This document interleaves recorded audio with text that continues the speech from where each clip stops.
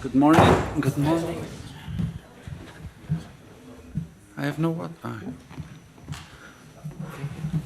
Okay, welcome to Wembley Stadium for this media conference, ahead of the squad announcement for the forthcoming Alzheimer's Society International with Wales here at Wembley and the World Cup qualifier away at Latvia. Before we get underway, Thomas will start with a few opening remarks. Yeah, good morning. As you saw, we only made one change to the squad from last camp. Noni Madueke is unfortunately injured and Bukayo Saka takes his place. Tino Livramento is also injured, unfortunately, and out for this camp, but we had Jarell Kwanzaa with us last camp as a kind of +1 because we were not sure about John Stones and Tino in last camp, so he stays with us. That makes it 21 field players, I guess, and 3 goalkeepers. Last camp is only 3.5 weeks. What's the word like? Ago. Like only 3.5 weeks ago. Teamwork, team spirit was on the highest level so far. That's why we decided to invite the same group into this camp to make more stable what we started to build in the last camp. Are there players out who deserve to be with us? Yes, for sure. Is there a way back into this into the team through performance? 100% for sure. But at the moment, we think this is the best and most straightforward decision. Like I said in last camp, the competition is on to be in the squad. The competition is on to make it into the squad and then make it into the pitch, and that still stands. Okay, thanks so much. Now we'll turn to our broadcasters for questions about this squad and the forthcoming games. Rob Dorset. Thomas, good to see you. Thanks for explaining that. Yeah. There are quite a few headline omissions from the squad, from our perspective. None bigger than always. Yeah, as always, but none bigger than Jude Bellingham, who's fit and playing again for Real Madrid. Why is he not here? Well, first of all, Jude is I understand your focus on Jude, of course. First of all, he's a very special player. And for special players, there can always be special rules. I get this. But for this camp, we decided that we stick with our straightforward decision to invite the same team. That applies also then for Jude. He deserves always to be in camp. I think there's an extra layer, or like there's on top of it the situation that he has not gathered fully rhythm yet at Real Madrid. He is back in the team. He hasn't finished one full match until now. He has only started one match, so he is at the moment in the period where he gets his rhythm, where he gets back to full strength. There is this extra layer into decision, but the decision stayed for this camp. So just to be clear, there's no fitness issue apart from maybe conditioning and his lack of games. He could have been called up. You could have selected him. Yes, and he wanted to be called up. We had a phone call. There was no issue from that side. He just lacks rhythm. He hasn't finished one complete match, like I said. And on top of it, we stayed to our decision to go with the same squad. You know how us in the media are, and you know how the fans are. Yeah. And you'll know what the optics look like a little bit here, because look, you had that unfortunate incident where you admitted yourself you didn't perhaps use the best choice of words back in June. Yeah. When you said that your mum sometimes is repulsed by him. Look, you cleared that up. Thanks for repeating. I'm sorry to drag it up again. Yeah. And you know, you explained English isn't your first language and you'd have used the words differently. Good. But then you've also stressed today that the mood in the camp was great last time. In the most recent camp. One has nothing to do with the other. I suppose that's what I'm asking, because you can see how people will start thinking, is there a problem between Thomas Tuchel and Jude Bellingham here? No, there is also no problem between me and Phil Foden. There is no problem between me and Jack Grealish. Very special players. Phil is back to influencing games, deciding games for Manchester City. Jack is very close to be the best version of himself. Very special player, very special character. There is no problem at all, and there is no personal problem in a nomination. Thank you.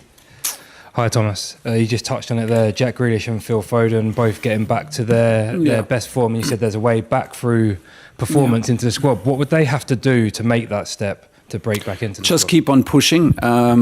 Listen, this is not like to...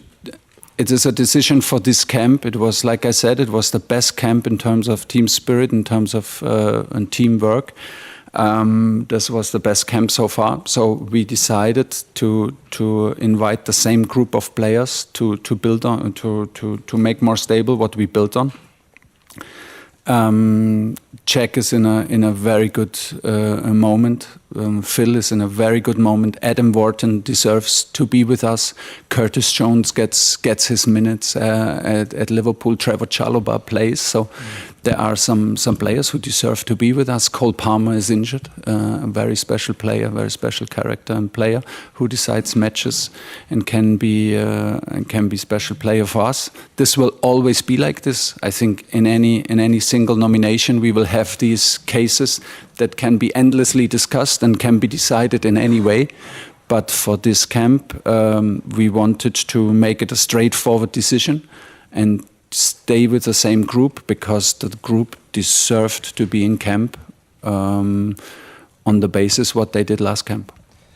And with Jude Bellingham not being in the squad, you said that he wanted to come. There's probably been a couple of slightly awkward conversations maybe with him. I just wondered how no, it's they've not been. awkward conversation. It's just straightforward conversations.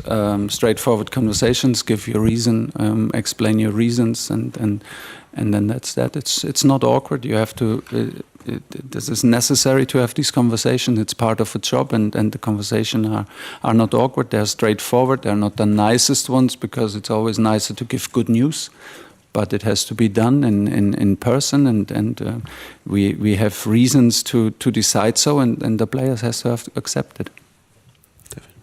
Hi Thomas, a player who is in the squad, Miles Lewis-Skelly, hasn't started for Arsenal in the Premier League this season, did start in the Champions League this week, but if that situation continues... Start. If that situation continues for the rest of the season, is that a problem for you and him? It's then maybe becomes a problem for him, yeah.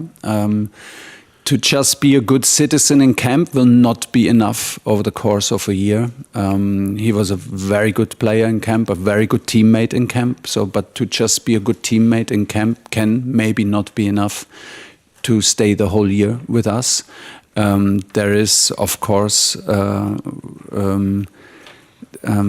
you have to perform on club level on a regular basis. At the moment, in last camp, he got the credit. He got the credit that I was convinced that we have to take care of him and nominate him because we accelerated his career. It was our responsibility to call him in camp first place like last season, at the end of last season. So we stick to this. He was now part of a very successful camp, so he gets the reward for that. But as you remember, he was not part of the 20-man squad in the match in Serbia. Still, his behavior was outstanding, even if he was not part of the squad. His training attitude, his attitude to push and support the guys who were on the pitch was outstanding and on highest level. So, he's maybe one of the players who benefits from this decision to stick with the same squad, but the performance will be also key factor in the next month. You've used a lot. So he benefits also from the proximity of the camps that it's only 3 weeks ago. You've used a lot of players so far. I mean, some of that's down to injuries, some of that's down to choices. But as we move through the camps and get closer to next summer, will you look to have a more consistent group? And could we run out of time for players like Grealish, like Foden, who haven't been in the squad? Well, we do now. Yeah, we do now. It's a change in our selection. It's the World Cup year. We selected a lot of players, 35, 36 in the first two camp. I told you it was a learning from me. We reached a new level. We reached new standards for ourselves in the last camp. In the way we and I think it was clearly visible in the match at Serbia. for our fans and for us in the way we played and the way we won. And so the question is also why not to pick the same players? Why not to pick the same squad if they are available? So they have to prove again. They have to prove the point again. The pressure is on the players who want to be in camp, but the pressure is always on the guys who are selected. They set the standards. Now they have to make sure that these standards become more stable, and this is the chance that they have. James. Hi, Thomas. Sort of following on from that, is it important, therefore, then that sort of all the players know there are no guarantees, that nobody's guaranteed a place in any of your squads? They have to earn it every single time. Yes, 100%. There are no guarantees. Yeah, because I think there've been times in the past where it's felt as though some England players have just got in on reputation, but you're kind of making that clear that's just not going to happen under you. No, you can be like you can have a tough spell in your club, but you can be reselected because what you did with us and for us. This is possible. It can be also the other way around, that it was maybe a tough camp for you, but you're performing outstanding. I think every case stays individual, but. Yeah, if we say the competition is on, then the competition is on. We cannot say like for 80% of the squad the competition is on, but for 20% it's not on. It's on. It's on. The competition is on. The team did very, very well and deserve to be in camp again. And you've mentioned obviously the importance of team spirit a lot, which must be quite difficult to harness that when you see the players, for a few days, then you don't see them for a while, then you see them again. So how sort of delicate is that team spirit for you? Everyone tells me, and this is my experience so far, that in international football it becomes even more relevant to the team spirit. I believe strongly that it is maybe the most important thing, even also in club football, but for sure in international football. So this group set the standards in the last camp and deserve to be in camp. Yeah, the team spirit is the key factor. In the end, we want to go to a tournament. We have to qualify first. We want to take our steps until there. We want to develop something special. And I truly believe that the fans can feel if there is a team out there that loves to play with each other, that loves to run for each other, that is there to give everything, and I think that was clearly visible in the match against Serbia. So now it's on us to follow up on that, and for that we didn't take any chances. We took a very straightforward decision to go with the same group of players. Henry. Hi, Thomas. Jude Bellingham's just been voted England's Player of the Year by the supporters. He kept England in the last tournament with his amazing goal against Slovakia. Can England win the World Cup without Jude Bellingham? Listen, do I believe that we are a stronger team with Jude? Yes. Is he one of the best players in the world in midfield? Yes. But I told you last time when he was injured, what are we doing if a player like Jude is injured before the World Cup? Do we then cancel do we not travel? This is a team sport. We have to find solutions. If players are injured, like now Cole Palmer, if we don't select players, we have to find solution. And I think we found solutions in the last camp. So this is more about last camp and what we started to build than about the dependency on individual players. We can have injuries of hugely influential players, not only Jude, about Declan, Harry, John Stones, you name it. Everyone has his particular role, and it can happen right in front of the tournament. And then we have to find solutions. It can never be the solution to depend on one player in football. And we'll finish back with Rob. Thomas, I just wanted to pick up on something you just mentioned a moment ago. You said the onus is on the players that are here that did so well last time. Mm-hmm. Those players who want to be here, you said.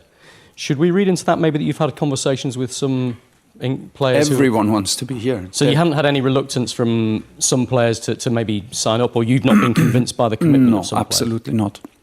And the players who are very close, that we talked about and deserve to be here, got a message from me. the message comes straight back. They wish us a good camp. They just confirm straight away. I'm disappointed, but I keep pushing. I will keep pushing. I will knock on the door. So that's it. Everyone is desperate to be in the group. Everyone is desperate to play. There's no one pulled out. Absolutely not. And finally, there was a question that was raised with me by one of our more astute pundits, shall we say. He said, when you look at the philosophy and identity of the biggest clubs in this country, you look at Manchester City, possession-based, Liverpool, try and play with a high press, Arsenal at the moment, very solid at the back, good at set pieces. Yeah. He said, if England and your England was a club right now, what philosophy identity would that have? I thought that was a good question. Good question. Not sure if the time is enough. I think we started building an identity for our national team within the last camp. We needed some learning. We changed the structure in the first 2 camps and the idea behind it was to help the player, make it more comfortable for the players. Then I had the feeling it's maybe too much information, too much change, because we come from different clubs. They come from different systems. Crystal Palace plays very different to Liverpool, to Manchester City, and to Arsenal, and still they are very successful. So and we have players from Aston Villa. So instead of copying and instead of copying paste, I think we try to find our own principles and our own identity. We were trying this. I think we could see it in Serbia that we were playing a high. I thought we were playing like a Premier League team. We were playing with high intensity. We played a high press in the opponent's half. We played with a high ball speed. We didn't wait for the pressure of the opponent. Ball speed was a big thing for us to increase and to overcome the middle block or the deep block more fluid. So we will build on these principles because we think they're easy to learn. They're simple, easy to understand. And maybe less is more than for us. Club teams, club coaches have much more time to be deep into details and to mold their systems into the detail.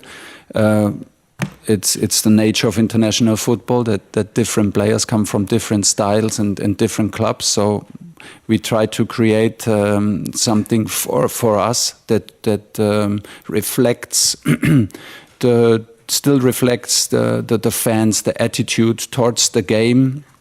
So we played a very emotional, we played a very, I think, courageous match and had a very courageous approach, brave approach in Serbia. And the players feel happy about this and feel also like they well represented in this kind of style. And this is what we will keep on going. We have a very complicated, very difficult match against Wales to play here, which is in itself not a friendly. So, and they are very, very well coached teams. So there's a next step to go. And then very likely in Latvia, we have to break down a deep block again. So we have to be on top of our game and to take the next step. Okay, guys, we'll conclude it there. Thanks for your time. Cheers. This way, Tom. Yep.